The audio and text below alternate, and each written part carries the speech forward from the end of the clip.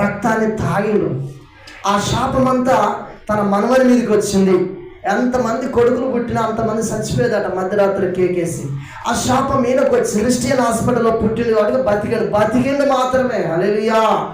మొత్తం పిచ్చి పిచ్చి చేష్టలు, ఒకనికి గ్యాస్ నూనె దాపించుడు, ఒకనికి నడ్డి విరగొట్టుడు, ఇట్లా పిచ్చి పిచ్చి పనులు చేస్తా అంటే తల్లికి తండ్రికి విరక్తి పుట్టి వీడు సత్య బాగుండు, నువ్వు నాశనంగా అనరా, నువ్వు ఒరిగిపోనురా, ఇట్లా తిడుతూనే ఉన్నారట.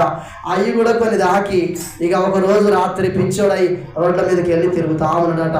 2-3 సార్లు గుంజుకొచ్చి కట్టేసి స్నానం చేపించి బువ్వ తినిపిస్తా ఉంటే ఇక లాట్రూమ్ బోర్డు ఇట్లా పిచ్చి పిచ్చి పనులు చేస్తా అంటే ఇక వదిలిపెట్టు. హల్లెలూయా. వదిలిపెట్టిరట. అంతకుముందు దేవుని సన్నిధిలో తన తల్లి కన్నీళ్ళు విడిచి ప్రార్థన చేసి నాకు కొడుకు కావాలి, నా కొడుకు మంచి సేవ చేయాలని చెప్పి ఏడ్చి ప్రార్థన చేసినామే. ఆ ప్రేమ ఎక్కడ పోయింది?